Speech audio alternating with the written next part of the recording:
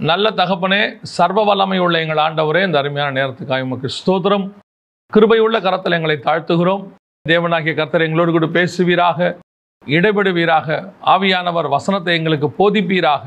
நாங்கள் கற்றுக்கொண்டு ஆண்டவரை அதன்படி நடக்க எங்களுக்கு கிருபை தருவீராக. எங்கள் ஆண்டவர் இயேசுவின் நாமத்தில் பிதாவே. அல்லேலூயா.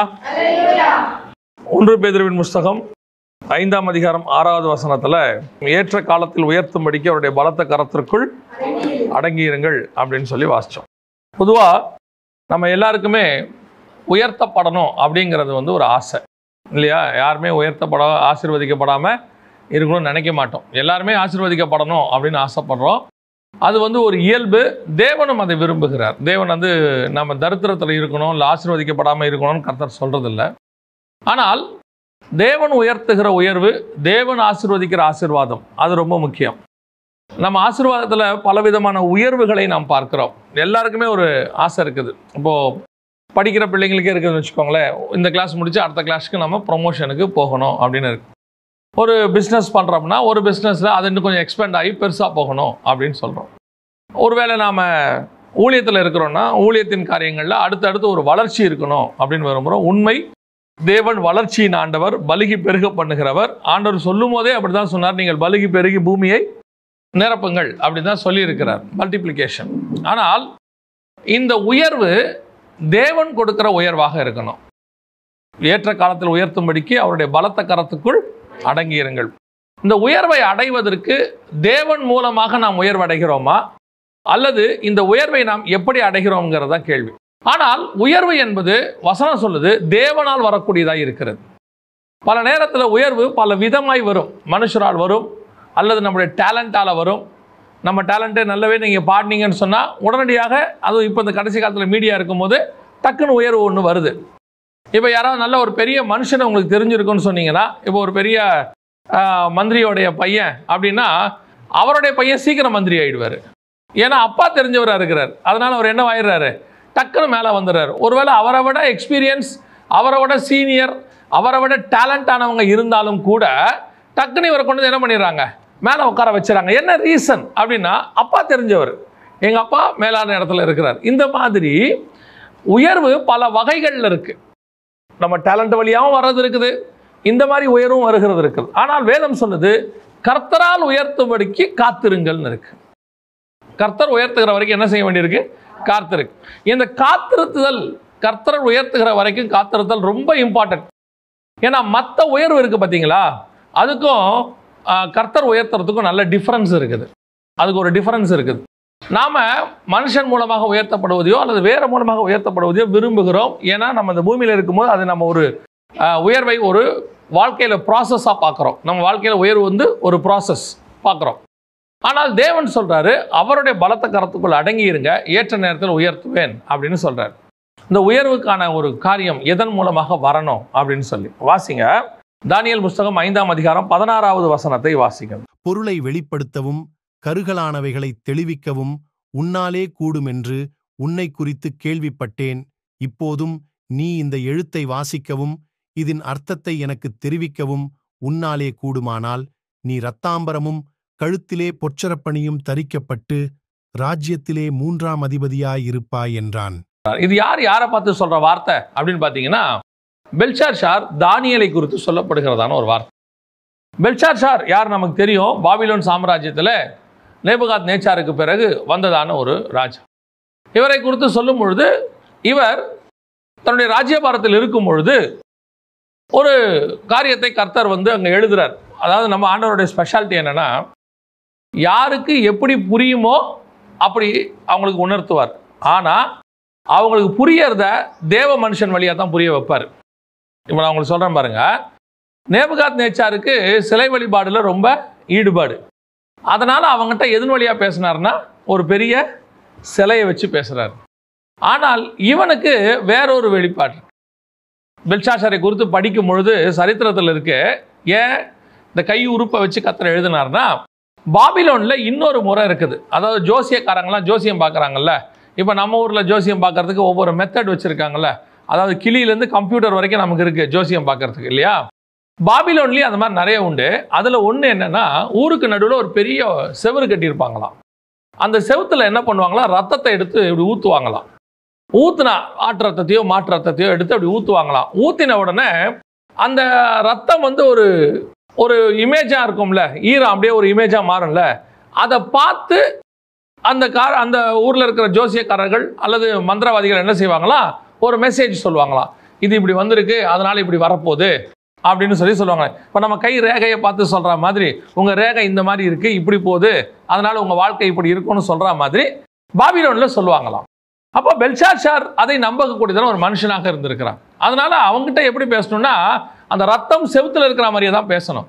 அப்பதான் அவன் என்ன செய்வான், அதை நம்பக்கூடியவனாக இருப்பான். அதனால தான் அவன்கிட்ட அப்படி பேசினாருன்னு ஒரு கமெண்ட்ரியில் இருக்கு. இப்போ செவுத்துல கை வந்து எழுதிருச்சு. இப்போ பெல்ஷாத்சார் அதை பார்த்துட்டாரு. பார்த்தது மட்டுமல்ல, அதை தெரிவிக்கிறது யாருன்னு சொல்லிட்டாரு. இப்போ அதை தெரிவிக்கிற ஆள் தானியேலும் வந்துட்டாரு.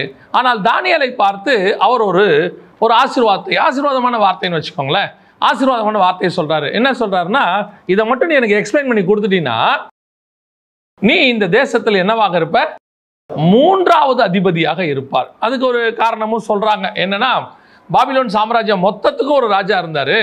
இவரை அந்த மாகாணத்துக்கு மட்டும் ராஜாவா வச்சிருந்தாங்க. 2வதாக அவர் இருந்தாரு. ஸோ தானியேல் அவருக்கு கீழே இருந்தாரு. ஸோ 3வதாக அப்படின்னு சொல்லுவாங்க. ஸோ இப்போ அதை சொன்ன உடனே ஒரு பெரிய ஆசீர்வாதம். யோசிச்சு பாருங்க, ஒரு நாட்டுக்கே ராஜாவா மாறுறோம், 2nd பிளேஸுக்கு 3rd பிளேஸ்க்கு வரோம், 3வதாக நீ இருப்பாய் அப்படின்னு சொல்றாரு. ஆனால் தானியேல் சொல்ற வார்த்தை என்ன? அடுத்த வசனம் வாசிங்க பார்ப்போம். அப்பொழுது தானியேல் ராஜ சமூகத்தில் பிரதியுத்தரமாக, உம்முடைய வெகுமானங்கள் உம்மிடத்திலேயே இருக்கட்டும், உம்முடைய பரிசுகளை வேறொருவனுக்கு கொடும். இந்த எழுத்தை நான் ராஜாவுக்கு வாசித்து இதன் அர்த்தத்தை தெரிவிப்பேன். என் வேலையை நான் கரெக்டாக செஞ்சிருவேன். தானியேல் சொல்றாரு, நான் அதுக்காக ஆள் தான் இங்கே. ஏன்னா அவனை எதுக்காக வச்சாங்கன்னா, அந்த ஊரில் இந்த மாதிரி காரியங்கள் ராஜாவுக்கு சொப்பனங்கள் வரும்போது விளக்கி சொல்றதுக்கு தான் வச்சிருந்தாரு. யாரு? நேபுகாத்நேச்சார். இப்போ அவர் சொல்றாரு, நான் என் வேலையை செஞ்சு கொடுக்குறேன் உனக்கு, ஆனால் உங்களுடைய வெகுமானங்கள் உங்ககிட்டே இருக்கட்டும், உங்களுடைய ஆசீர்வாதத்தை வேற எவங்கிட்டே எடுத்து கொடுங்கிறார். இப்படி ஒரு ராஜா கிட்ட பேச முடியுமா?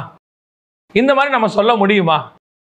அதுவும் சொல்ற ஆசீர்வாதம் ராஜ்யத்திலே 3வது பிளேஸ், 3வது இடத்துக்கு எனக்கு உயர்த்திடுறாரு. அப்படின்னா யோசிச்சு பாருங்க, தானியேலுடைய இதை காருங்க, பொற்சனிட்டு கழுத்துல ஒரு பெரிய கோல்டு செயினை ஒன்று போட்டு பொற்சனிட்டு போகிற இடத்துலலாம் தானியேல் வந்து எப்படி ஆயிடுவார்? ராஜாவுக்கு அடுத்த பிளேஸுக்கு ஆயிடுவார். யோசிச்சு பாருங்க, பிரதமருக்கு அப்புறம் நிதித்துறைக்கு அப்புறம் பொதுப்பணித்துறை இப்படிலாம் சொல்லுவாங்க. எந்த துறை மந்திரி வந்தாலும் ஒரு மரியாதை வருது இல்லை, இவர் ராஜாவுக்கு அடுத்த பிளேஸ்க்கு வராரு, 3வது பிளேஸ்ல இருக்கிறாரு. இப்போ அந்த ஆசீர்வாதத்தை தானியேல் சொல்றாரு, தேவையில்லை நீயே வச்சுக்கோ அப்படிங்கிறார். எவ்வளவு பெரியதான ஒரு பதில்! இன்னைக்கு நாம இந்த உயர்வை எதிர்பார்த்து காத்து கொண்டிருக்கிறோம். இந்த மாதிரி ஒரு உயர்வை எதிர்பார்த்து காத்திருக்கிறோம். எந்த இடத்துல, எந்த ஆபீஸ்ல எப்படியாவது உயர்ந்தா போதும், மேல வந்துட்டா போதும், அதுக்கு என்ன நடந்தாலும் சரி, யார் உயர்த்தினாலும் சரி. தானியேல் இந்த சூழ்நிலை வரும்போது தூக்கி போடுவதற்கு அவன் ரெடியாக இருக்கிறான். உங்களுடைய வெகுமானங்கள் என்ன செய்யட்டும், உங்கள்கிட்டயே இருக்கட்டையா, இந்த ஆசீர்வாதத்தை வேற எவனுக்கிட்டே கொடு. இது எதற்காக தானியேல் இதை வேண்டாம் என்றார் தெரியுமா? அதுக்கு ஒரு காரணம் இருக்கு. வாசிங்க 5ஆம் அதிகாரம் 3வது வசனம். அப்பொழுது எருசலேமில் உள்ள தேவனுடைய வீடாகிய ஆலயத்திலிருந்து எடுக்கப்பட்ட பொற்பாத்திரங்களை கொண்டு வந்தார்கள். அவைகளில் ராஜாவும் அவனுடைய பிரபுக்களும் அவனுடைய மனைவிகளும் அவனுடைய வைப்பாட்டிகளும் குடித்தார்கள். யார் இந்த ஆசீர்வாதத்தை கொடுக்கிறவன் தெரியுமா?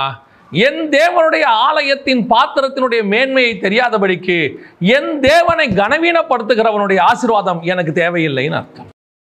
இன்னைக்கு நம்ம யாரோட ஆசீர்வாதத்தை விரும்புறோம்? அவன் கொடுக்கிறவன் எப்பேற்பட்டவனா இருந்தாலும் சரி. நம்ம ஆண்டவருடையதான ஒரு கான்சியஸ் என்ன தெரியுமா? காணிக்கை பணம் கூட, தப்பான காணிக்கை பணம் உள்ள வந்துடக்கூடாதுங்கிறாரு. தப்பான பணம் என்ன செஞ்சிடக்கூடாது? உள்ள வந்துடக்கூடாது. விபச்சார பணம் உள்ள வந்துடக்கூடாது. விபச்சாரி பணம் உள்ள வந்துடக்கூடாது. எவ்வளவு அழகா சொல்றாரு பாருங்க. ஏன்னு சொன்னா, தேவன் நம்மை ஆசீர்வதிப்பதற்கு ஒன்றும் முடியாத தேவன் அல்ல. மனுஷன் மூலமாக தவிர என்னால ஆசீர்வதிக்க முடியாதுப்பா, சரி யார் மூலியமா ஆசீர்வதிக்கிறேன்னு சொல்ற தேவன் அல்ல. தேவன் எப்படிப்பட்ட தேவன் தெரியுமா?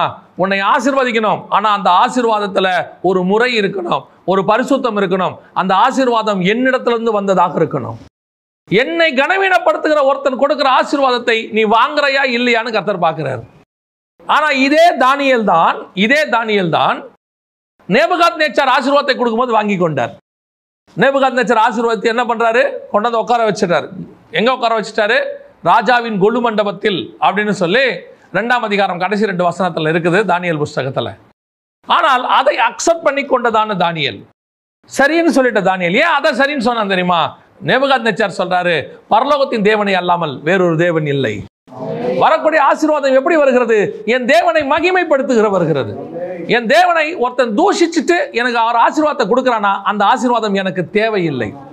என் தேவனை அருவருக்கிற ஒருத்தன், என் தேவனால் அருவருக்கப்படுகிற ஒருத்தன் ஒரு ஆசீர்வாதம் கொடுக்கிறான் என்றால் எனக்கு அது தேவையில்லை. அந்த உயர்வு எனக்கு அவசியம் இல்லைன்னு அர்த்தம்.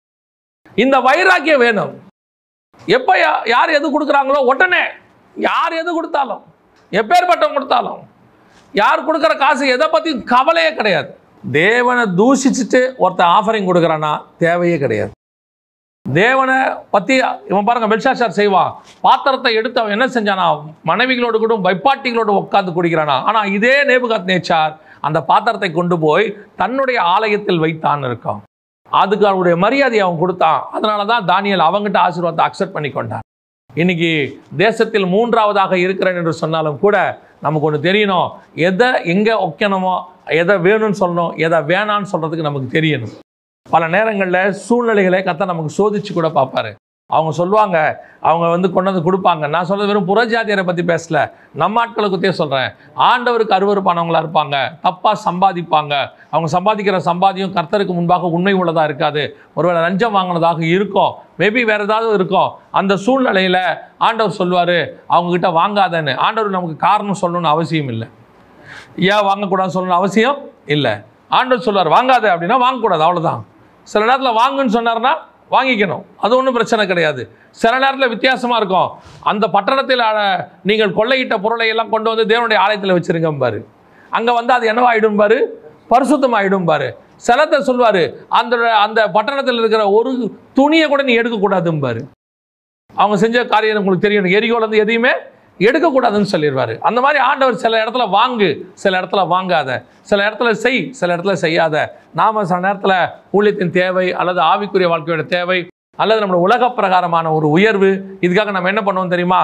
அப்படியே தப்பான ஆளாக இருந்தாலும் தெரியும், நல்லா தெரியும். அவங்க சொல்லுவாங்க, இந்த ஆள் கூடலாம் இருக்க வேண்டியிருக்கு, வேறு வழி இல்லை, வேறு சூழ்நிலை இல்லை, அதனால் இங்கே இருக்கிறேன். ஆண்டவர் சொல்ல, அப்படி ஒரு சூழ்நிலையில் இருக்க வேண்டிய அவசியம் இல்லை. தூக்கி போட்டு போயிட்டே இருக்கணும், தைரியமாக சொல்லலாம். அவன் சொல்கிறான் பாருங்க, தானியேல், உம்முடைய ஆசீர்வாதம் உம்முடைய இருக்கட்டும். நீ கொடுக்குற வெகுமானத்தை வேற யாருக்காவது கொடுங்க, எனக்கு ஒன்றும் தேவையில்லைன்னாங்க. ஆனால் பெல்ஷாத்சார் என்ன பண்ணான் தெரியுமா?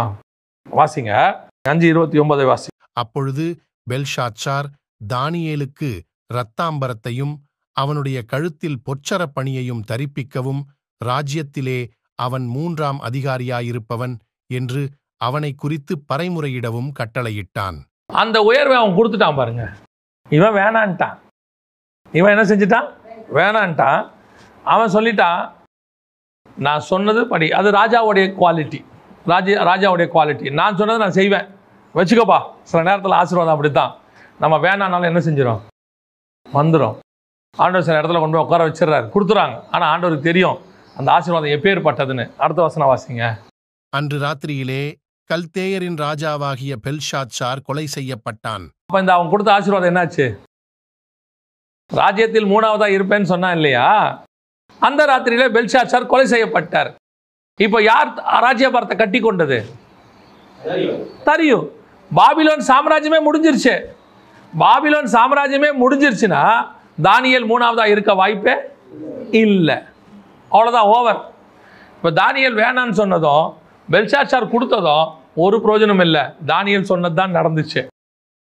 சில நேரத்தில் ஆசீர்வாதத்தை நம்ம வேணான்னு சொல்லும் போது அவங்க கண்டிப்பா நீங்க வச்சே ஆகணும்பா. ஆண்டவர் சொல்லுவாரு, அது உனக்கு நிலைக்காது, அது அன்னைக்கு ராத்திரியே முடிஞ்சு போச்சு. சில நேரத்தில் ஆசீர்வாதம் என்ன ஆகும் தெரியுமா? நாம நினைப்போம் அவங்க கொடுத்தா நல்லா இருக்கும், இவங்க கொடுத்தா நல்லா இருக்கும். ஆண்டவர் சொல்லுவார், வாங்காதே பாரு. வாங்குறோன்னு வச்சுங்க, நீங்க கண்ணை மூடி கண்ணை திறக்கத்துக்குள்ளே கை விட்டு காணாம போயிடும், இமிடியேட்டா போயிடும். எத்தனை பேர் அப்படி ஆசீர்வாதம் இழந்திருக்கிறாங்க தெரியுமா? செய்யக்கூடாத விஷயத்துல, பண்ணக்கூடாத விஷயத்துல வாங்கிட்டு ஆசீர்வாதத்தை பெற்றுக்கொண்டு அடுத்து பார்த்தீங்கன்னா ஒரு வியாதியோ அல்லது ஒரு ஆக்சிடென்ட்டோ ஏதோ ஒன்று நடக்கும். அவங்க வாங்கின மொத்த பணமும் அந்த ஒரு விஷயத்துக்கே மொத்த செலவாகி முடிஞ்சிடும். வந்த மாதிரியும் தெரியாது, போன மாதிரியும் தெரியாது. அவங்க சொல்லுவாங்க, பொத்தல் பையில விழுந்த மாதிரி இருந்துச்சுங்க, இப்போதான் வந்த மாதிரி இருக்கு, அதுக்குள்ளேயே காணும். ஆனால் தேவன் கொடுக்குற ஆசீர்வாதம் நித்தியமாக இருக்கும். இன்னைக்கு பாருங்க, 3ஆவதாக இருப்பேன் பெல்ஷாத்சார் சொன்னாரு, அவரே இல்லை. அவரே ஆள் இல்லை. இப்ப தானியேல் வேணான்னு சொன்னது சரியா போச்சு. அந்த ராத்திரியில இது நடக்குது. அன்னைக்கு நைட்டே வேலை முடிஞ்சு. இப்ப தானியேல் ஒரு நாள் கூட என்னவா இல்லை, அதனால்தான் வேணான்னா. எப்பவுமே இந்த மாதிரி ஆசீர்வாதங்கள் இமிடியேட்டாக போயிடும், கொஞ்ச நாள்ல காணாம போயிடும். கர்த்தர் நம்மளை வேணான்னு சொல்றதுக்கு அதுதான் ரீசன். நீ அதை வச்சுக்காத, வேணாம் அப்படின்னா வேணாம், அவ்வளோதான். ஏன் ஆண்டவர்கிட்ட கேட்காதீங்க. ஏன்னா அதோடைய ஆயுட்காலமே கொஞ்சமாக தான் இருக்கும். அது நம்மளை விட்டு போவது ரொம்ப சீக்கிரத்தில் இருக்கும். அதனால தான் கர்த்தர் அதை வேணான்னு சொல்றார். அல்லேலூயா. தேசத்தில் மூன்றாவதாக இருப்பேன் என்று பெல்ஷாத்சார் சொன்னார். பெல்ஷாத்சாரும் இல்லை, தானியேலும் மூணாவதாக இல்லை. ஆனால் தானியேலை கர்த்தர் ஆசீர்வதிச்சிட்டார். 6ஆம் அதிகாரம் கடைசி வசனம் வாசிங்க பார்ப்போம். தரியுவின் ராஜ்யபார காலத்திலும் பெர்சியனாகிய கோரேசுடைய ராஜ்யபார காலத்திலும் தானியேலின் காரியம் ஜெயமாயிருந்தது. பெல்ஷாத்சார் தான் வேணான்ட்டார். ஆனா தரியு காலத்துல அவர் எப்படி இருக்கிறாரு? ஜெயமா தான் இருந்தாரு. அடுத்து ராஜ்யபாரம் கட்டினவன் யாரு? பெல்ஷாத்சாரோட ராஜ்யபாரம் கட்டினவன் யாரு? தரியு கட்டினா. இப்ப இவர் பெல்ஷாத்சார்ட்ட சொன்னாரு, உன்னுடைய ஆசீர்வாதம் உங்ககிட்டயே இருக்கட்டும், வேற எவன்கிட்ட அது கூட. ஏன் உனக்கே ஆசீர்வாதம் இருக்காதா? நீ என்னமோ எனக்கு கொடுக்குற மாதிரி சொல்ற. பல நேரங்களில் ஊழியக்காரங்களை உதவி செய்யும் போது நான் பார்ப்பேன், அந்த உதவி செய்யற விதத்தை பார்ப்பேன். சிலர் சொல்லுவாங்க, அவங்க உதவி செய்துதான் நாம ஆசீர்வாதமா இருக்கிற மாதிரி அவங்க நினைச்சுப்பாங்க. அதனாலதான் அவன் சொன்னான், அந்த ஐயோ பாவம் நீ எனக்கு கொடுக்கறதுலாம் எனக்கு தேவையில்லை, தூக்கி போட்டு போயிருன்ட்டா. பல நேரத்துல நம்மளை பார்த்து கொடுக்கும் போதே தெரியும், ஒருவேளை நாளைக்கு அவனே நம்மை ஆசீர்வதிக்கிற அளவுக்கு உயர்த்துவதற்கு கர்த்தர் வல்லமை உள்ளவராக இருக்கிறார். ஒரு நாள் தாவீதுக்கு அவங்க வீட்டார் சோறு போட்டாங்க. ஒரு நாள் வந்தது, தாவீது அவர்கள் வீட்டாருக்கு சோறு போற அளவுக்கு உயர்ந்துட்டான். ஒரு நாள் யோசேப்புக்கு அவங்க அப்பா அம்மா எல்லாம் சோறு போட்டிருப்பாங்க. ஒரு நாள் வந்தது, யோசேப்பு எகிப்து முழுக்க சோறு போடுற அளவுக்கு வந்துட்டான். கர்த்தர் எப்ப எவனை உயர்த்துவார்னு தெரியாது. ஒரு குறை உள்ளவனை பார்க்கும் பொழுது நாம் அவருக்கு உதவி செய்கிறோம். அது நம்ம ஆசீர்வாதத்துக்கு. ஐயோ பாவம், சில கொடுக்கும் போதே பார்த்தீங்கன்னு சொன்னா அந்த பாவப்பட்டு அவன் ரொம்ப கஷ்டம். அதாவது அவங்க பார்வையில அது தெரியும். ஆண்டவர் பாப்பாரு, வேணான்னு சொல்லிடுறான் பாரு. ஏன் அவன் கொடுக்கறது எவ்வளோ நாளைக்கு நிற்கும்? கொடுக்குற அரிசி எவ்வளோ நாளைக்கு நிற்கும்? கொடுக்கக்கூடிய காசு எவ்வளோ நாளைக்கு நிற்கும்? அவன் வாங்கி கொடுக்குற பேகும் அவன் வாங்கி கொடுக்குறதான ட்ரெஸ்ஸும் எவ்வளோ நாளைக்கு நிற்கும்? எல்லாம் அன்னைக்கு ராத்திரியோடு முடிஞ்சு போயிடும், கதை முடிஞ்சு. ஆனால் தரிவின் ராஜபார காலம் ஒன்று வரும். கர்த்தர் நிரந்தரமாய் ஆசீர்வதிக்க வல்லமை உள்ளவராய் இருக்கிறார். அல்லேலூயா. அதனால தான் தானியேல் தூக்கி போட்டு போனான், போட தேவையில்லைன்ட்டான். நமக்கு அந்த வைராக்கியம் வேணும். ஒரு காரியத்தை கொடுக்கும் பொழுது அவர்கள் கனப்படுத்தி கொடுக்கிறார்களா? அந்த கனப்படுத்தி கொடுக்கறத அக்செப்ட் பண்ணிக்கிறது தப்பு கிடையாது. ஆனால் தேவனை கனவீனப்படுத்தி அல்லது நம்முடைய ஊழியத்தை கனவீனப்படுத்தி அல்லது நம்மளை கனவீனப்படுத்தி கொடுக்கக்கூடிய காரியங்கள் நமக்கு தேவை இல்லை. ரெண்டாவதாக, இது மூணாவதாக இருந்தார். இப்போ இன்னொருத்தர் வரார், வாசிங்க. ஆதியாகமத்தின் புஸ்தகம் 41ஆம் அதிகாரம் 40 முதல் 43வது வசனம் வரைக்கும் வாசிங்க. நீ என் அரமனைக்கு அதிகாரியாயிருப்பாய். உன் வாக்கின்படியே என் ஜனங்கள் எல்லாரும் அடங்கி நடக்கக் கடவர்கள். சிங்காசனத்தில் மாத்திரம் உன்னிலும் நான் பெரியவனாயிருப்பேன் என்றான்.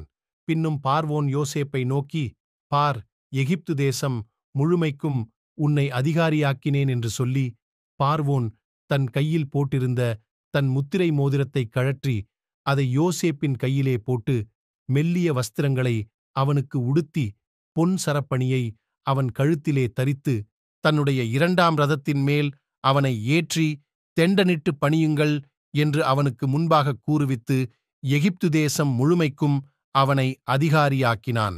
இப்ப 2வது பிளேஸ்க்கு ஒரு ஆசீர்வாதம் வருது. இப்ப பெல்ஷாத்சார் கொடுத்தது 3வது பிளேஸ்க்கான ஆசீர்வாதம். இப்ப யோசேப்புக்கு வந்திருக்கிறது என்னது? 2வது பிளேஸுக்கான ஆசீர்வாதம். இப்ப இந்த ஆசீர்வாதம் உண்மையிலேயே தேவனை கனப்படுத்தி வர ஆசீர்வாதம். தேவன் தான் இந்த ஆசீர்வாதத்தை கொடுக்கிறார். இதுல எந்த மாற்று கருத்தும் இல்லை. அவன் என்ன சொல்றான் பாருங்க, 41:38. அப்பொழுது பார்வோன் தன் ஊழியக்காரரை நோக்கி, தேவ ஆவியை பெற்ற இந்த மனுஷனைப் போல வேறொருவன் உண்டோ என்றான். அப்ப நல்லா அவன் கனப்படுத்தி தான் கொடுக்கிறான். இவன் கனவீனப்படுத்தல. பார்வோன் முதல்ல என்ன பண்றான்னு கேட்டீங்கன்னா, கூப்பிட்டு விசாரிக்கிறான், அவங்ககிட்ட சொப்பனத்தை சொல்றான். இவன் ஒரு நேபுகாத்நேச்சார் மாதிரி கனப்படுத்தி தான் கொடுக்குறான்.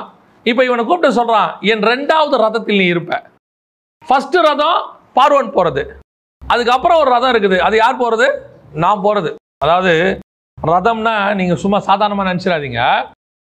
எகிப்தின் ரதம் தான் எத்தனையோ 1000 ஆண்டுகளுக்கு ஒரு அடையாளம். ஆசீர்வாதத்தினுடைய அடையாளமா இருந்துச்சு. ஆண்டவர் திருப்பி திருப்பி சொல்வாரு, எகிப்தின் ரதங்களை நீ நம்புவாயோ அப்படிம்பார். ஏன்னா உலக பிரகாரமாயும் சொன்னா எகிப்து ரதத்தை பத்தி என்ன சொல்லுவாங்கன்னா 8 ஸ்போக்ஸ் இருக்குமா. இந்த கம்பிகள் மாதிரி நம்ம சொல்றோம்ல 8 ஸ்போக்ஸ், இப்பெல்லாம் சொல்றாங்கல்ல அலாய் வீல்ஸ்லாம் சொல்றாங்கல்ல, அந்த மாதிரி அந்த காலத்துல 8 ஸ்போக்ஸ் வச்சு இருக்குமா. அந்த ரதம் வந்து அவ்வளவு ஸ்ட்ராங். நமக்கு இன்னைக்கு இருக்கிற BMW, பென்ஸ், ரோல்ஸ் ராய்ஸ் இது எல்லாத்த விட மேலானது அன்னைக்கு. ஆனா எகிப்தின் ரதம் எவ்வளவு மேன்மையா இருந்திருக்கு பாருங்க. அந்த ரதத்துல 2வது ரதம் இவனுக்கு, ஃபர்ஸ்ட் பார்வோனுக்கு, 2வது இவனுக்கு. அப்படின்னா இவனுக்கு உயர்வு எப்பேற்பட்ட உயர்வு எங்க இருந்து வந்துருச்சு?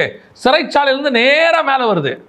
இந்த உயர்வை கர்த்தர் கொடுக்கிறார், பார்வோன் கொடுக்கல. ஏன்னா பார்வோன் சொன்னதான அந்த சொப்பனத்துக்கான விளக்கத்தை யோசேப்புக்கு கர்த்தர் வெளிப்படுத்துகிறார். இப்போ அந்த விளக்கம் கிடைச்ச உடனே பார்வோன் சொல்றாரு, நீ 2வது ரதத்தில் இருப்ப, சிங்காசனத்தில் மட்டும்தான் நான் பெரிய ஆளா இருப்பேன், அதுக்கப்புறம் எல்லாம் உனக்கு கீழே தான் இருக்கும், எகிப்தின் முழுமைக்கும் அதிகாரி ஆக்கினான். அப்படின்னா இது முழுக்க முழுக்க கர்த்தரால் வந்தது தான், எல்லாம் உண்மைதான். சில நேரத்தில் ஆசீர்வாதம் இப்போ நம்ம சொன்னோமே பெல்சாச்சார் மாதிரி ஆட்கள் வழியாக வராமல் தேவனாலேயே வரும். பூமியில் தேவன் பூமியில் ஆசீர்வதிக்காத தேவனே கிடையாது. உயர்வான இடத்தில் உட்கார வைக்க கர்த்தர் விரும்புகிறார். உயர்ந்த ஸ்தலங்களில் நம்மளை கொண்டு போய் தேவன் என்ன செய்கிறாரா? உட்கார வைக்கிறார்னு வசனம் சொல்லுது. ஆண்டவர் ஆசீர்வதிக்கிறார். இன்னைக்கு எத்தனையோ பெரிய மனுஷர்களை கர்த்தர் ஆசீர்வதிச்சிருக்கிறார்.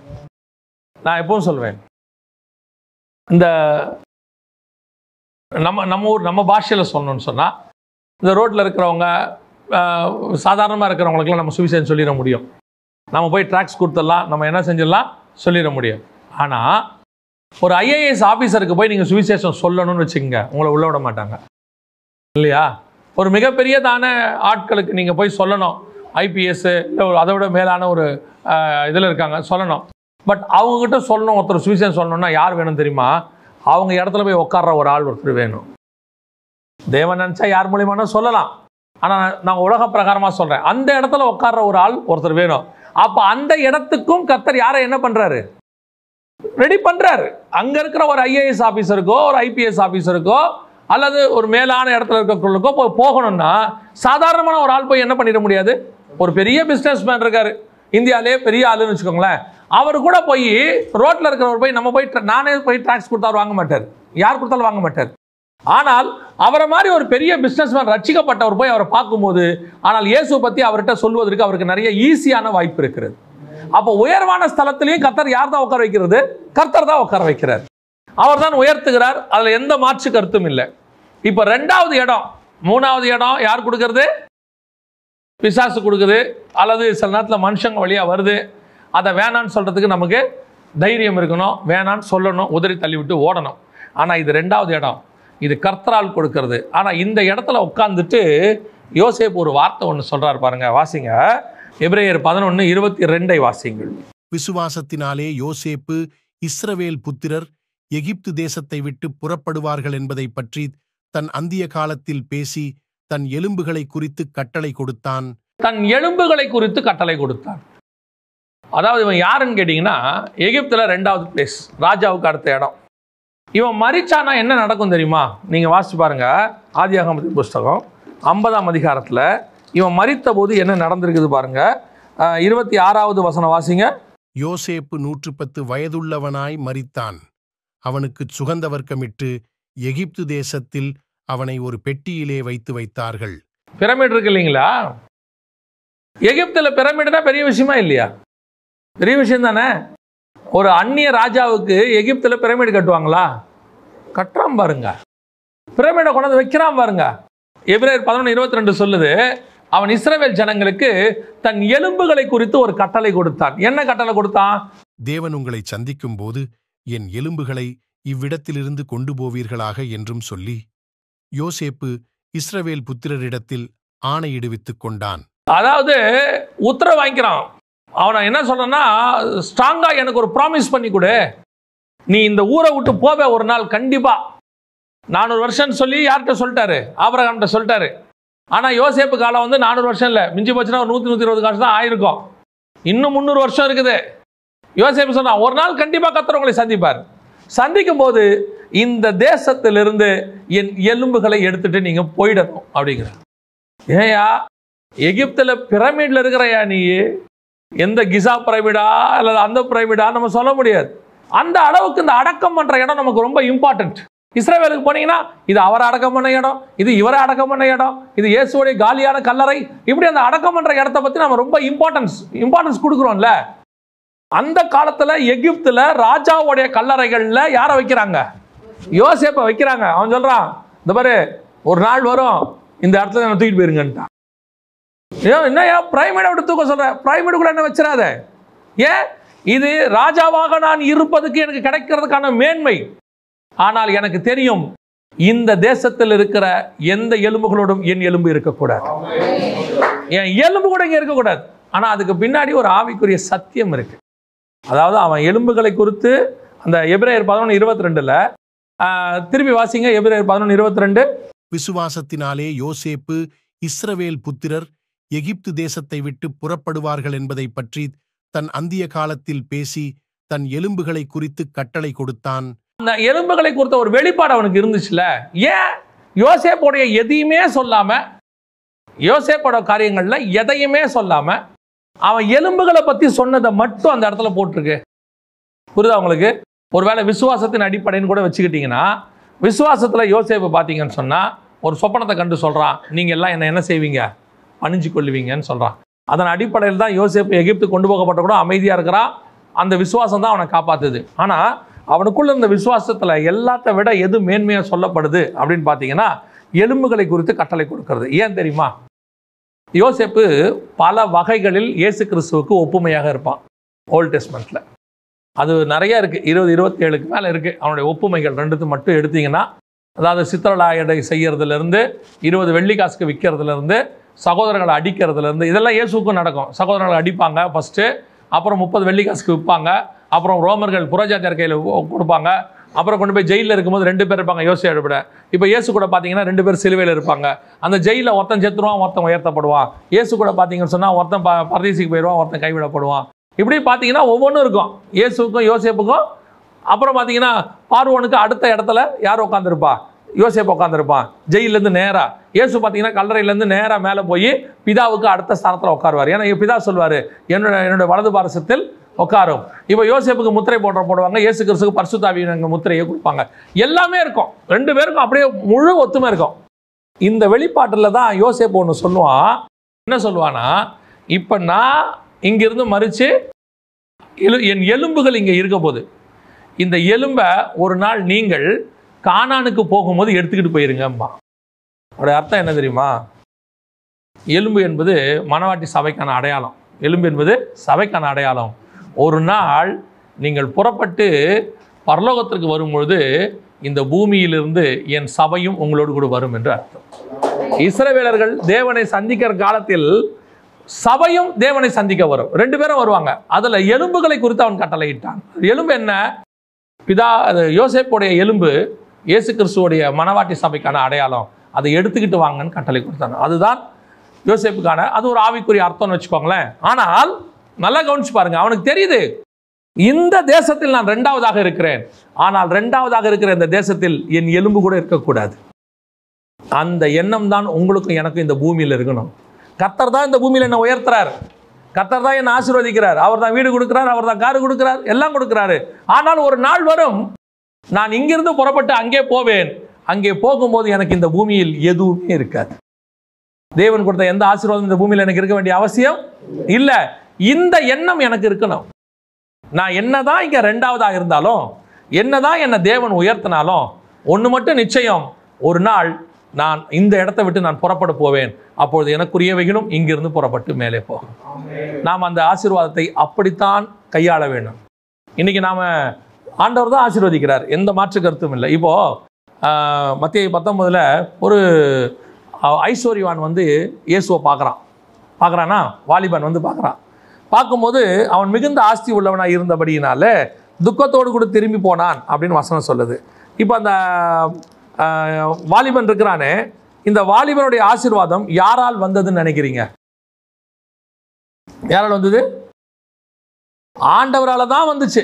ஏன் வந்துச்சுன்னு கேட்டா, அவன் சொல்றான், நான் நியாயப்பிரமாணத்தை சிறுவயது முதல் கொண்டு கை கொள்ளுகிறேன். He is perfect in law. அப்படின்னா இவன் அநியாயமா சம்பாரிச்சவனே இல்ல, கிடையாது, அநியாயமா சம்பாதிக்கல அவன். இப்ப கர்த்தர் அதனாலதான் அவனை பார்த்து மனதுருகி அப்படின்னு சொல்லுது. அந்த வார்த்தை சொல்றார் ஆண்டவர், அவன் மேல் மனதுருகி அல்லது அன்பு கூர்ந்து அப்படின்னு ஒரு வார்த்தை இருக்கும். என்ன சொல்றாரு அப்படின்னு கேட்டீங்கன்னா, நீ கை கொள்ள வேண்டிய இன்னொரு காரியமும் இருக்கிறது. இப்போ பூமியில எனக்கு வரக்கூடிய ஆசீர்வாதம், மேன்மைகள், உயர்வுகள் எல்லாமே கர்த்தர் கொடுக்கிறது தான், எந்த மாற்று கருத்தும் இல்லை. பெல்ஷாத்சார் கொடுத்தது இல்லை. இப்போ நான் ஆண்டவரை ஏற்றுக்கொண்டு வந்துட்டேன், எல்லா ஆசீர்வாதமும் கர்த்தர் தான் எனக்கு கொடுக்குறாரு, எந்த மாற்று கருத்தும் இல்லை. ஆனால் இந்த ஆசீர்வாதத்தில் 2வது இடத்துல கூட நான் உட்கார்ந்துருப்பேன், முத்திரை மோதிரம் இருக்கும், எல்லாரும் எனக்கு கீழ்ப்படிஞ்சிருப்பாங்க, உயர்வான இடத்துல கர்த்தரை என்னை உட்கார வச்சிருப்பாரு, என் குடும்பத்திலே நான் தான் நல்லா இருக்கிறேன் சொல்லுவாங்க, எங்க குடும்பத்திலே நான் தான் நல்ல போஸ்டிங்ல இருக்கேன் சொல்லுவாங்க, என் குடும்பத்துல கர்த்தர் என்னை எல்லாரை விட மேல வச்சிருக்கிறார். ஓகே, எல்லாம் உண்மை. ஆனால் இதை ஒரு எலும்பு, உலர்ந்து போன எலும்பு கூட இந்த பூமியில இருக்கக்கூடாது, எல்லாத்தையும் விட்டுட்டு நான் பரலோகத்துக்கு போவேங்கிற எண்ணம் இருக்கா? விட முடியுமா? இன்னைக்கு முடியாது. அந்த வாலிபனால முடியல பாருங்க. அவன் மிகுந்த ஆஸ்தி உள்ளவனாக இருந்தால், கர்த்தர் கொடுத்தது தான், ஆனால் கர்த்தர் கொடுத்ததை கர்த்தருக்காக விட முடியுமா? யோபுவுக்கும் நமக்கும் அதான் வித்தியாசம். அவன் தெளிவா சொல்றான், கர்த்தர் கொடுத்தார், கர்த்தர் எடுத்தார், கர்த்தருக்கு ஸ்தோத்திரம். அவனுக்கு தெரியும் கர்த்தருக்கு கொடுக்கவும் தெரியும், கர்த்தருக்கு எடுக்கவும் தெரியும், எடுத்ததை திருப்பி 2 மடங்கா திருப்பி கொடுக்கவும் தெரியும். ஆண்டவரால் கூடாத காரியம் ஒன்றுமில்லை. ஆனால் கொடுக்கும் போது வாங்கிக் கொள்ளுகிற நாம் திருப்பி எடுக்கும் போது சந்தோஷமாக இருக்கிறோமா? அதை நாம் அவனே சொல்லிட்டான், முன்னாடியே சொல்லிட்டான். யோசேப்பு 2வது இடத்துல இருக்கிற பிரமிட்ல இருக்குது. அவன் சொல்றாங்க, ஒரு பெட்டியில் வைத்தார்கள், பிரமிட்ல இருக்குது, சூப்பரா வச்சிருக்கிறாங்க, சுகந்த வர்க்கம் விட்டாங்க, இது எப்படி எத்தனை வருஷம் ஆனாலும் கெட்டு போகுது பாடி, அப்படி ஒரு மேன்மை. ஆனா ஒண்ணு தெரிஞ்சுக்கோங்க, இந்த மேன்மையை பார்க்காதீங்க, இந்த பிரமிட்டை பார்க்காதீங்க, அது உள்ள இருக்கிறதான சுகந்த வர்க்கத்தை பார்க்காதீங்க. என்னைக்கு கர்த்தர் உங்களை என்னை இங்கிருந்து கூட்டு போறாரோ அன்னைக்கு இந்த எலும்பெல்லாம் தூக்கிட்டு போயிடணும். அந்த ஒரு எண்ணம் வரணும். இன்னைக்கு நாம எப்படிப்பட்டவங்களா இருக்கிறோம்? நாம பரலோகத்துக்கு போனாலும் இங்க கல்றைக்கு இடம் வாங்கி வச்சுட்டு தான் போறோம். கல்றையில் இருக்கிற ஒரு மேன்மை இங்க இருக்கணும், அங்க இருக்கணும். நாம போனாலும் நம்ம கல்றை இங்க இருக்கணும் அப்படிலாம் நினைக்கிறோம்ல. ஆனா ஆண்டவர் அதெல்லாம் நினைக்கல. யோசேப்பு சொல்றாரு, நான் போனாலும் சரி எலும்பு கூட இங்க வச்சிடாதீங்க, கல்றையை உடைங்க, நொறுக்குங்க, என்ன வேணாலும் பண்ணிட்டுப்பாங்க, ஆனா எதுவுமே இங்க வைக்காதீங்க. என்னுடைய இது எல்லாமே கானான் தேசத்துக்குள் தான் இருக்க வேண்டும். என் உலர்ந்த எலும்பு கூட எங்க இருக்கணும்? கானால் தான் இருக்கணும். அப்ப 2வது இடமும் நிரந்தரமானது அல்ல. முதல் இடம் பெல்ஷாத்சார் கொடுத்தது, அதை வேணான்ட்டான் தானியேல். 2வது இடம் பார்வோன் கொடுத்தது, 2வது ரதத்தில் ஏறுவேன்னா அது கர்த்தரால் அனுமதிக்கப்பட்டது, கர்த்தர் தான் கொடுத்தாரு. ஆனா தெளிவா சொல்லிட்டான் யோசேப்பு, இங்க வச்சிடாதீங்க, வேண்டாம், இதையும் விட வேண்டும். அப்ப எதுல தாங்க எங்களை கொண்டு போய் வைப்பீங்க? எதுதான் மேன்மை அப்படின்னா வாசிங்க, முடிக்கலாம், வாசிங்க. வெளிப்படுத்தின விசேஷம் 3ஆம் அதிகாரம் 21வது வசனம் வாசி. இங்க நல்ல கவனிங்க, வசனம் சொல்லுது, ஜெயம் கொள்ளுகிறவன் எவனோ அவனை நான் ஜெயம் கொண்டு என் பிதாவின் சிங்காசனத்தில் உட்கார்ந்தது போல என்னோடு கூட சிங்காசனத்தில் உட்கார வைத்துக் கொள்வேன். இது 2nd பிளேஸும் இல்லை, 3rd பிளேஸும் இல்லை, 1st பிளேஸ். அவரோடு கூட உட்கார வைத்துக் கொள்ளுகிறார். இதுதான் நிரந்தரமான இடம். இப்போ பெல்ஷாத்சார் கொடுத்த இடம் போயிருச்சு, அன்னைக்கு ராத்திரியே போயிருச்சு. யோசேப்புக்கு கொடுத்த இடம் 300 வருஷம் கழிச்சு போச்சு, 300-400 வருஷம் கழிச்சு போயிடுச்சு. ஆனால் இப்போ இயேசு கொடுக்க போகிற இடம் இருக்குதுல்ல, அது நித்தியமாய் அவரோடு கூட இருக்க போகிறது. அந்த இடத்துக்கு தான் கர்த்தர் உங்களை என்னையும் கூப்பிட்டுருக்கிறாரு. அதுதான் நித்திய ஆசீர்வாதம். We are not called for 3rd place, we are not called for 2nd place, we are called for the 1st place. தேவனோடு கூட உட்காருகிற சிங்காசனம். நான் 3வது சிங்காசனம் எனக்கு தேவையில்லை, 2வது சிங்காசனமும் எனக்கு தேவையில்லை. எனக்கு தேவை என் தேவனோடு கூட உட்கார்ற சிங்காசனம். அந்த விஷயத்துல தான் நான் அடிக்கடி எஸ்தரை பார்ப்பேன். அந்த எஸ்தருடைய குணாதிசயம், எல்லா பெண்களும் என்ன பண்ணாங்களாம், ராஜாவை பார்க்க போவதற்கு என்ன வேணுமோ அதை ஏகாவிடம் கேட்டு பெற்றுக்கொண்டார்கள்னு இருக்கு. அப்படிதான் இருக்கு, வசனத்தில் இருக்கு. எல்லா பெண்களும் வாங்கிப்பாங்களாம். ஆனால் எஸ்தரோ வென்றால் ஏகா தனக்கு என்ன கொடுத்தானோ அதை தவிர வேற ஒன்றையும் அவள் கேட்கவில்லை அப்படின்னு இருக்கும். ஏன் எஸ்தர் நீ எதுவுமே கேட்க மாட்ற?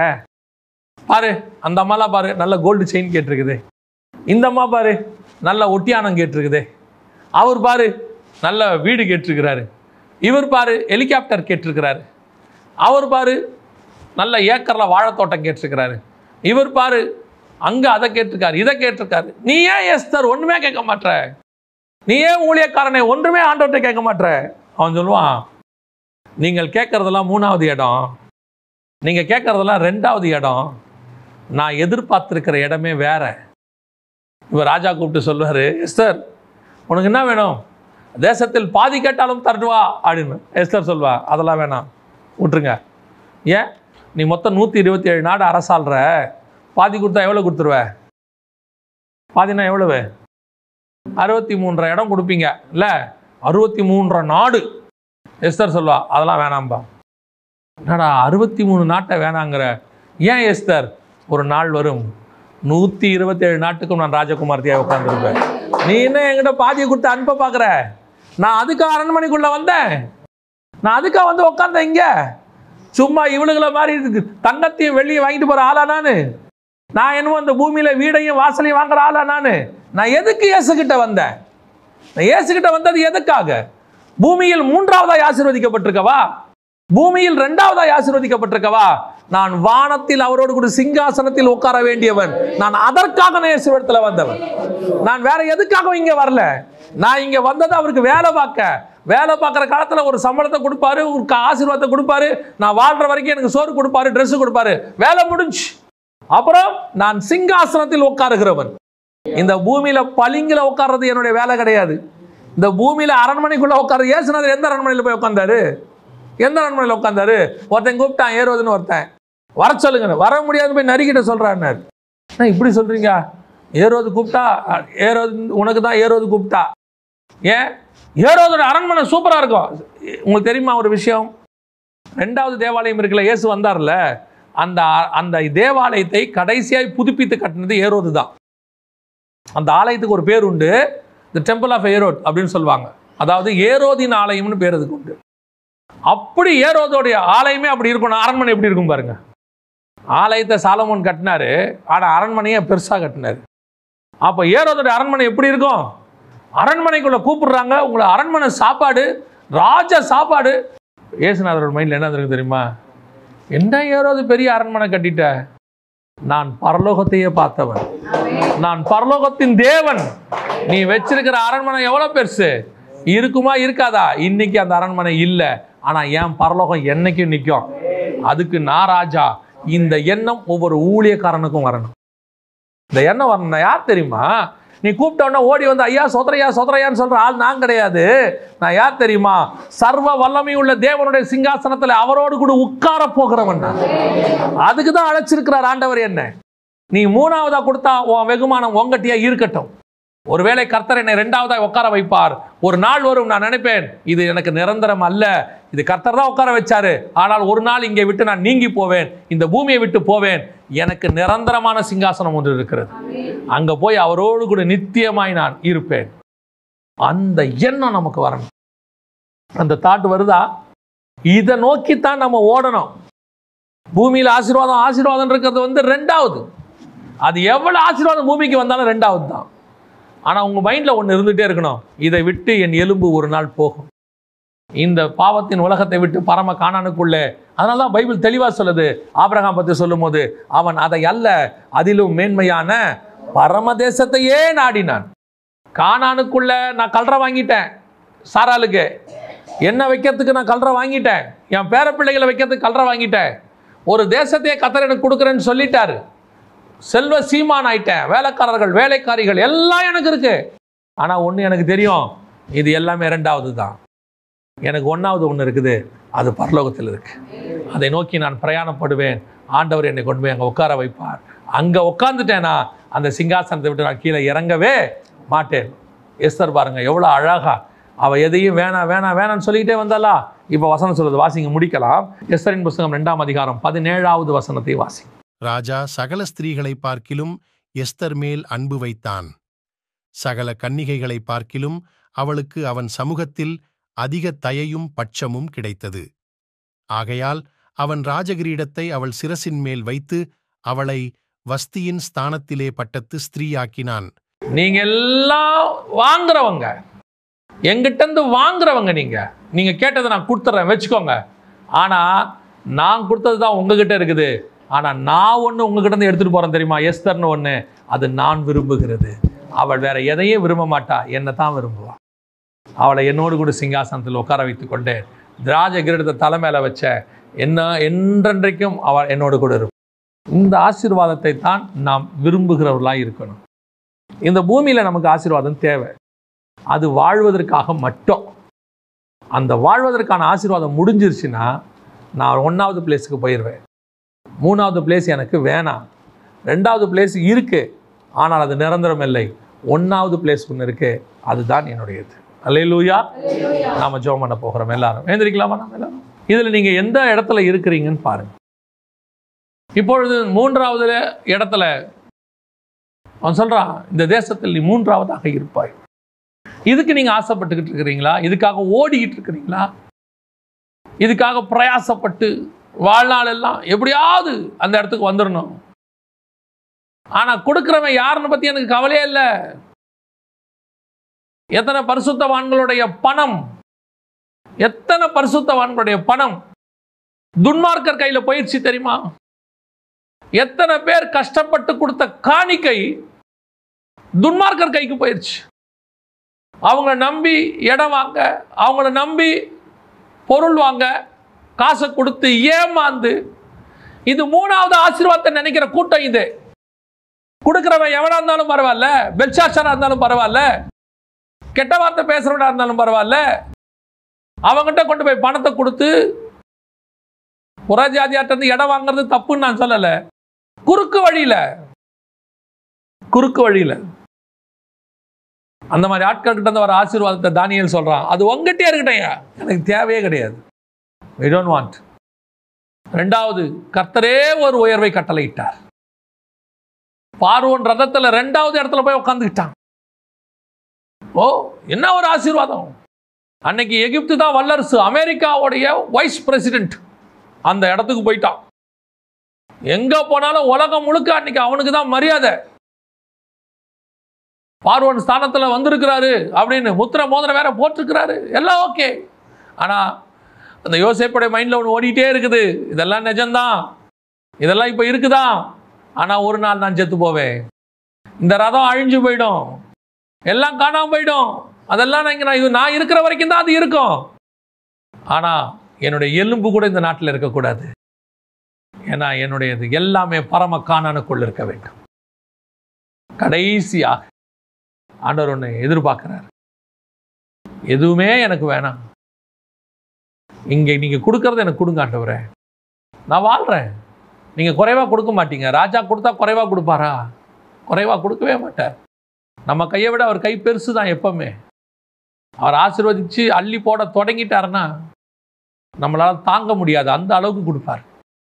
ஆனா என் மைண்ட் என்ன தெரியுமா, இதெல்லாம் வேணாம் ராஜா, நீங்க தூக்கி 63 நாட்டை என் கையில கொடுத்தாலும் எனக்கு வேணாம் ராஜா, தேசத்தின் பாதியாகிலும் நீ கேள் நான் தரேன்னு சொன்னா எனக்கு வேணாம் ராஜா. அப்புறம் உங்களுக்கு என்னதான் வேணும்? உங்க பக்கத்துல ஒரு இடம் வேணும் ராஜா.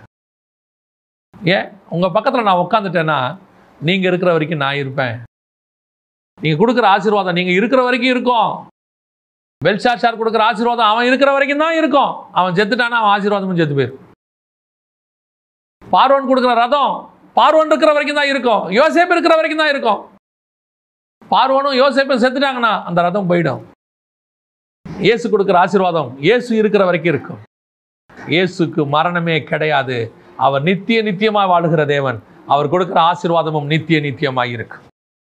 நாம எந்த ஆசீர்வாதத்துக்கு பின்னாடி ஓடுறோம், எதை தேடுறோம், எதை வாஞ்சிக்கிறோம், அதுதான் இப்ப முக்கியம். நீ விரும்புகிறது 3வது இடமா, நீ விரும்புகிறது 2வது ரதமா, நீ விரும்புகிறது அவரோடு கூட சிங்காசனத்தில் உட்காருகிற இடமா? அதைத்தான் கர்த்தர் கேட்கிறார். நாம ஜெபிக்க போகிறோம். ஒருவேளை நீங்கள் அந்த முதல் இடத்தை வாஞ்சிக்கிறவர்களாக இருப்பீங்களா? இந்த உலகம் எனக்கு பாத்திரமா இல்லை, அப்படித்தான் அப்போஸ்தலர்கள் வாழ்ந்தாங்க, அப்படிதான் பழைய ஏற்பாட்டு பரிசுத்தவான்கள் வாழ்ந்தாங்க. அப்படி இருக்குமானால் ஒரு கரங்களை தேவனுக்கு நேராக உயர்த்தி, ஆண்டவரே எனக்கு இது சொந்தம் அல்ல, இந்த பூமி எனக்கு சொந்தம் அல்ல, பூமியில் உள்ளவைகள் எனக்கு நிரந்தரமானது அல்ல, இது ஒரு டெம்பரவரி ஆண்டவரே. Thank you Jesus. நன்றி ஆவியானவரே. சர்வ வல்லமை உள்ள எங்கள் தகப்பனே, இந்த அருமையான வேலைக்காய் உமக்கு நன்றி. நாங்கள் எப்பொழுதும் உம்மோடு கூட உட்கார்ந்து இருக்கிறவர்களாக, உம்மோடு கூட சிங்காசனத்தில் உட்காருகிறவர்களாக, இந்த உலகத்தை ஜெயித்தவர்களாக நீர் ஜெயம் பெற்று பிதாவின் சிங்காசனத்தில் உட்கார்ந்தது போல நாங்களும் ஜெயம் பெற்று பிதாவின் சிங்காசனத்தில் உட்கார கர்த்தர் கிருபை பாராட்டுங்கப்பா. மகிமையுள்ள கரத்தில் எங்களை தாழ்த்துகிறோம் ஆண்டவரே. நாங்கள் 3வது இடத்தை விரும்ப வேண்டாம், அதனால கிடைக்கிற ஆசீர்வாதத்தை விரும்ப வேண்டாம், அதை உதறி தள்ள எங்களுக்கு சொல்லிக் கொடுங்கப்பா. 2வது இடத்துல கிடைக்கிற ஆசீர்வாதத்து மேலே எங்கள் இருதயம் பற்றுதலாயிராதபடி அது இருக்கட்டும். ஆனால் நாங்கள் அதை நேசிக்கலை, அது காலத்தின் கட்டாயம் எங்களுக்கு வந்திருக்கு ஆசீர்வாதம். ஆனால் என் வாஞ்சையெல்லாம், என் எண்ணம் எல்லாம், என் ஏக்கம் எல்லாம் ஆண்டவரே உங்களோடு கூட உட்காருவது தான் ஆண்டவரே, உங்களோடு கூட உட்காருவது தான் ஆண்டவரே. நாங்கள் அப்படி செய்து முடிக்க எங்களுக்கு கிருபை பாராட்டும். நாங்கள் ஒருவேளை வனாந்தரத்தை கடந்து வந்தாலும், கடினமான சூழ்நிலைகளுக்குள் நுழைந்து வந்தாலும், நாங்கள் வருகிற இடம் உங்களுடைய சிங்காசனமாக இருக்கட்டும். கர்த்தரை ஆசீர்வச்சிருங்கப்பா. ஒருவேளை மனுஷர் கண்களுக்கு முன்பாக நாங்கள் பைத்தியங்களாக காணப்படலாம் ஆண்டவரே. ஒரு சிலர் எங்களை பிழைக்க தெரியாதவன் கூட சொல்லலாம் ஆண்டவரே. ஆனால் பரலோகம் எங்களை அப்படி சொல்லவே இல்லை. நீ என் இருதயத்துக்கு ஏற்றவன் என்று பரலோகம் சொல்லுது. எங்கள் ஆண்டவர் இயேசுவின் நாமத்தில் பிதாவே.